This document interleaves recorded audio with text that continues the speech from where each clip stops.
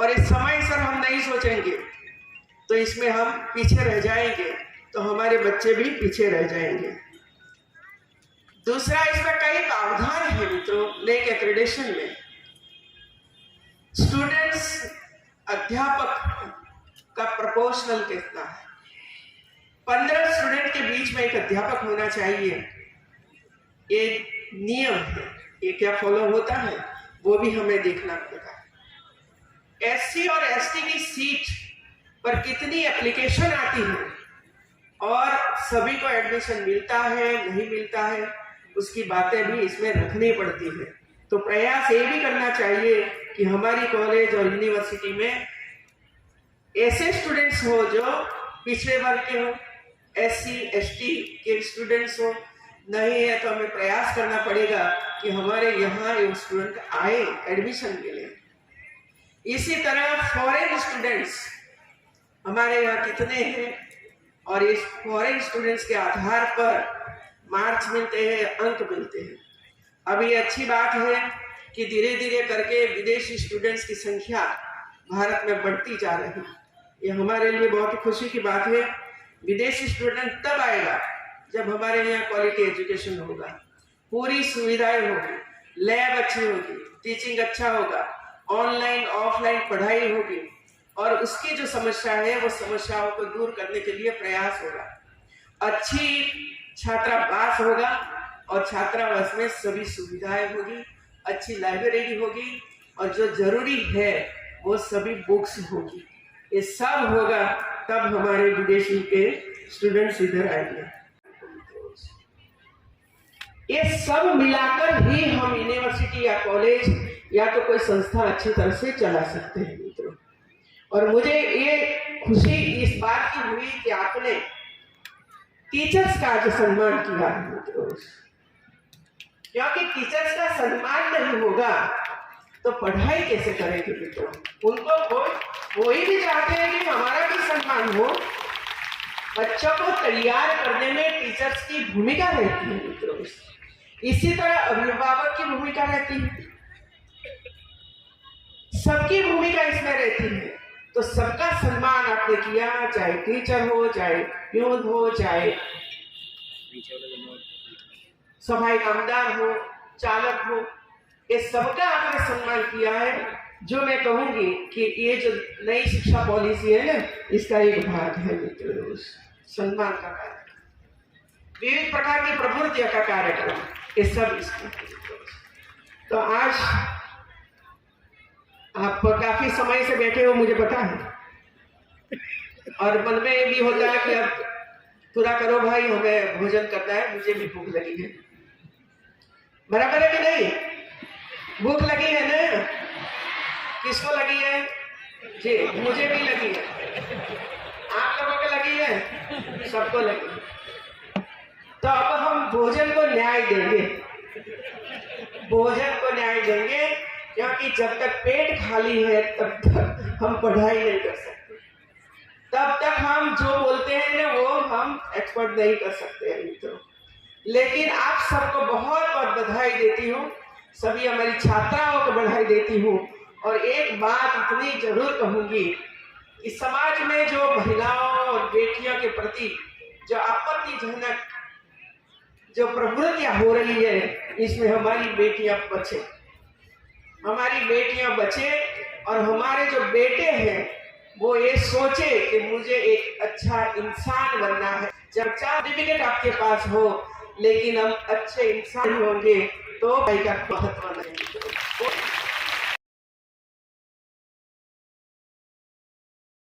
Feedback इसमें है, आपकी कॉलेज और आपकी यूनिवर्सिटी के बारे में समाज की क्या सोच है, आपके यहाँ जो स्टूडेंट पढ़ते हैं उनकी क्या सोच है, वो यूनिवर्सिटी के बारे में क्या फीडबैक देते हैं, उसके अभिभावक क्या बोलते हैं और आपके आसपास की दुनिया इसके बारे में क्या बोलती है। ये फीडबैक इसमें है मित्रों। यूनिवर्सिटी में या कॉलेज में फीडबैक लिया जाता है। आपने कोई संस्था के साथ आपका जुड़ा हुआ है, जैसे हमारे विद्यार्थी कई संस्थाओं में जाते हैं, वह अच्छा काम करते हैं, प्रैक्टिस के लिए जाते हैं, तो ऐसी संस्थाओं का भी फीडबैक लिया जाता है।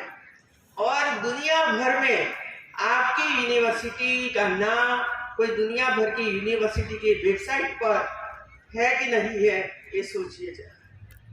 MOU साइन करिए, रिसर्च करिए, और सबसे ज्यादा रिसर्च आप करिए, और रिसर्च करने के बाद पेटेंट करवाइए, और पेटेंट के बाद यदि कोई कंपनी तैयार होती है ये बनाने के लिए जो आपने पेटेंट करवाई है, तो इसके अच्छे ग्रेड हम प्राप्त कर सकते हैं।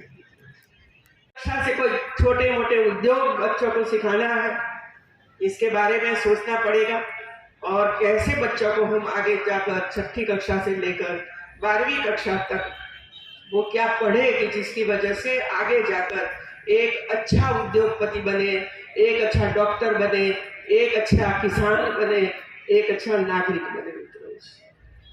ये हमारी शिक्षा पॉलिसी में, नई शिक्षा पॉलिसी में है। गहन अध्ययन करने के बाद ये लगता है, और सबने स्वीकार किया है कि जो हम चाहते थे वो ही ये नई शिक्षा पॉलिसी में आया है।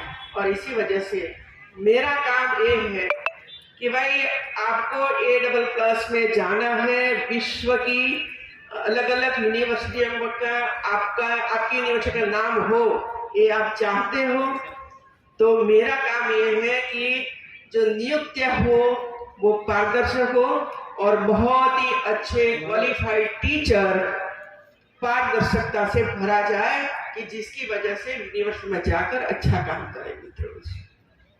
दूसरा काम है सिलेक्शन ऑफ द VC का सिलेक्शन इसी तरह होना चाहिए जिसकी दृष्टि हो, जिसकी अच्छी सोच हो, जो ज्यादा से ज्यादा समय यूनिवर्सिटी में दे सके, बच्चों के साथ बैठकर चर्चा करें, उसकी समस्याओं का हल स्टूडेंट्स के माध्यम से हुई कि हम आपके अध्यापकों ने सब कुछ करवाया। वे चाहते हैं कि हमारे स्टूडेंट्स की समिति बने, और सिर्फ स्टूडेंट्स स्पोर्ट्स का आयोजन करें, वो सीखे कैसे आयोजन करना, सांस्कृतिक प्रवृत्तियां कैसे करनी है, और इसमें अलग अलग प्रकार के विषय कैसे जोड़ना है, चाहे ड्रामा हो, कथक नृत्य हो, गरबा हो, रास हो, सब कुछ ये सब इसमें है।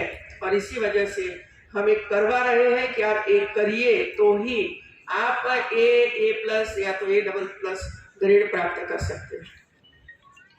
यूनिवर्सिटी अपना कैंपस छोड़कर गांव तक पहुंची, महिलाओं तक पहुंचे, वहां के कुपोषित बच्चे, टीबी वाले बच्चे, सोशल चेंज लाने के लिए यूनिवर्सिटी ने कितना प्रयास किया, ये करना पड़ता है।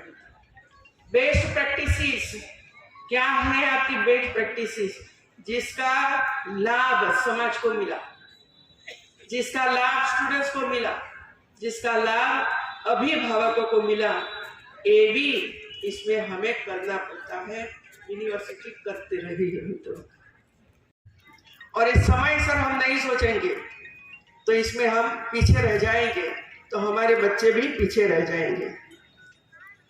दूसरा, इसमें कई प्रावधान है मित्रों नेक एक्रेडिटेशन में।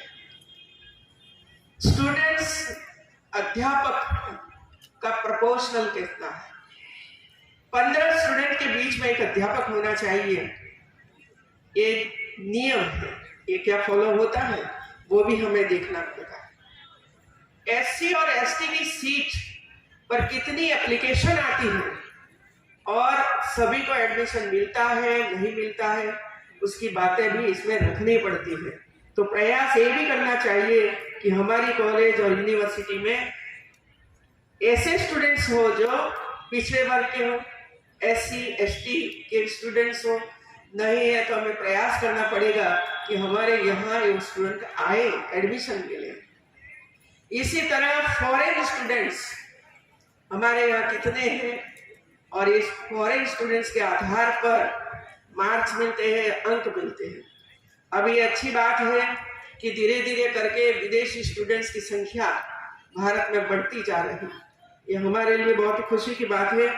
विदेशी स्टूडेंट तब आएगा जब हमारे यहाँ क्वालिटी एजुकेशन होगा, पूरी सुविधाएं होगी, लैब अच्छी होगी, टीचिंग अच्छा होगा, ऑनलाइन ऑफलाइन पढ़ाई होगी और उसकी जो समस्या है वो समस्याओं को दूर करने के लिए प्रयास होगा।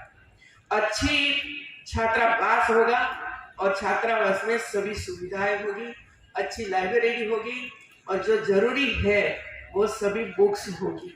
ये सब होगा तब हमारे विदेशी के स्टूडेंट्स इधर आएंगे। स्पर्धाएं, सांस्कृतिक प्रवृत्तियां, इसकी स्पर्धाएं, ये भी इसमें पूछा जाता है कि साल भर में पिछले 5 साल में आपने क्या किया। क्या ये प्रवृत्तियां स्टूडेंट्स के माध्यम से हुई कि हम आपके अध्यापकों ने सब कुछ करवाया? वे चाहते हैं कि हमारे स्टूडेंट्स की समिति बने और सिर्फ स्टूडेंट्स स्पोर्ट्स का आयोजन करें, वो सीखे कैसे आयोजन करना है, सांस्कृतिक प्रवृत्तियां कैसे करनी है और इसमें अलग अलग प्रकार के विषय कैसे जोड़ना है, चाहे ड्रामा हो, कथक नृत्य हो, गरबा हो, रास हो, सब कुछ ये सब इसमें है। और इसी वजह से हम एक करवा रहे हैं कि आप एक करिए तो ही आप A+ या तो A++ ग्रेड प्राप्त कर सकते हो।